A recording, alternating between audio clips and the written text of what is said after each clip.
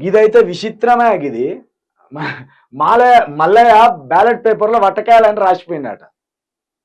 ఎంత విచిత్రం అంటే ఇది.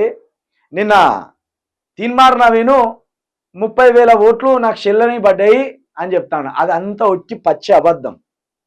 వన్ సైడ్గా 30,000 ఓట్లేం తీన్మార్ నవీన్కు వల్లే. 30,000 ఓట్లల్లో ఏ 10,000 5,000 ఆయనకు పడవచ్చు. అందరు అభ్యర్థులు పడతాయి చెల్లని ఓట్లు. ఒక తీన్మార్ నవీన్కే చెల్లని ఓట్లు 30,000 పడ్డాయని నేను గెలిచేటోని అని చెప్పుకోవడానికి అదొక సాకు. అయితే ఈ చెల్లని ఓట్లల్లో కొంతమంది గ్రాడ్యుయేట్స్ చదువుకున్నామంటే మనకు అవగాహన ఉండాలి ఓట్లు ఎట్లా ఎత్తానం అనేది. ఏం చేసిండట, వాడు వచ్చి వటకాయ గానికి నేను ఓటేయనని రాసిండట. నీకు ఓటేయనని ఉన్నప్పుడు ఆ ఓటును తీసుకపోయి ఇంకో అభ్యర్థికి వేయాలి, కానీ నేను వటకాయ గానికి వేయను లొటకాయ గానికి వేయను అని వెచ్చిగా పేపర్ మీద రాస్తే ఆ ఓటు పాడైపోయా, అక్కడ రాకుండా అయిపోయా. నీకు తీన్మార్ నవీన్ మీద ఉన్న కోపం అర్థమవుతుంది. ఆ కోపాన్ని నువ్వు ఏం చేయాలి, ఓటుగా వినియోగించుకోవాలి కదా. నీ కోపాన్ని ఓటు హక్కుగా వినియోగించుకోవాలి. అంతేగాని కోపాన్ని కోపంలాగా ప్రదర్శించి ఓటు అక్కడ రాకుండా పాడు చేస్తే ఏమొస్తుంది. ఇదొకటి జరిగింది. ఇలాంటి కొంతమంది బాపతు వ్యక్తులు తయారైంది.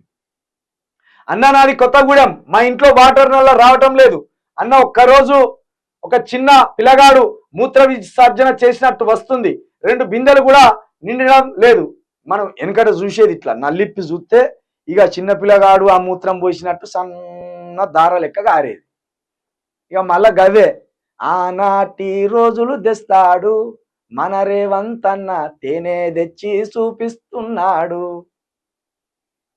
వద్దు, ఓట్లు వేయకుర్రి కాంగ్రెస్కు, ఓట్లు వేయకుర్రి కాంగ్రెస్కి అంటే మేము వినాం. 3 రంగుల జెండా తెచ్చిండు మరి రేవంత్ అన్న, మేము వింటాం. పోయి 3 రంగుల జెండా పడతాం మేము. 3 రంగుల జెండా పట్టి లాగమేండ్లు.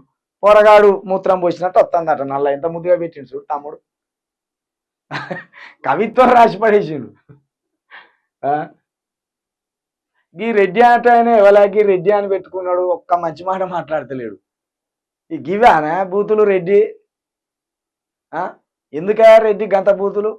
పద్ధతిగా పెట్టు కామెంట్లు. తాగుబోతు బ్యాచ్ ఎవరో జర టెస్ట్ చేద్దాం. నీ మల్లిగాన్ని మమ్మల్ని అందరిని ఒక దగ్గర కూర్చోబెట్టి ఎవరెవరు మద్యం తాగుతారో ఎవరెవరు మందు తాగుతారో ఒక టెస్ట్ చేద్దాం. మేము మందు తాగినట్టు వస్తే కనుక మమ్మల్ని వచ్చిన కోసిపడేది.